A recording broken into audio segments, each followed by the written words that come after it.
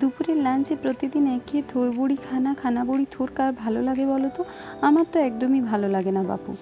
আজ তাই দুপুরের লাঞ্চে বাড়িতে একটু ইনস্ট্যান্ট রাভা ইডলি বানিয়েছিলাম। তবে আজ আমি তোমাদের দেখাবো আমি কেমন করে ইডলির চাটনিটা বানিয়ে থাকি, বুঝলে? চলো দেখে আসি। প্রথমে একটা মিক্সিং বলে ওই 7 থেকে 8 টুকরো মতো নারকেল নেবে, ঠিক আছে? নারকেলের বড় টুকরো রাখতে কঞ্জুসি করো না যেন।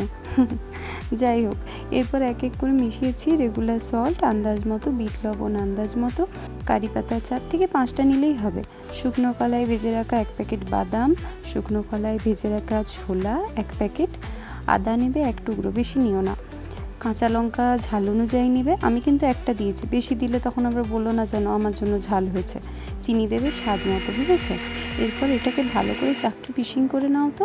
আর এই মিক্সিতে পেস্ট করে নিতে বলছি। এরপর ওই পেস্টটার মধ্যে টক দই দাও 3 থেকে 4 চামচ, আর একবার চাক্কি পিসিং করে নিলে পেস্ট কিন্তু রেডি।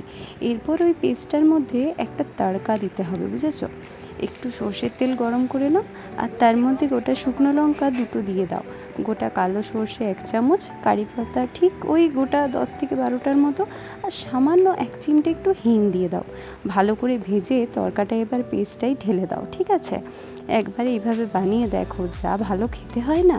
গোটা 5-6টা ইডলি তো এমনিতে অনায়াসেই পেরিয়ে যাবে। তবে এইভাবে যদি কেউ বানিয়ে থাকো তো আমায় অবশ্যই কমেন্টে জানিও।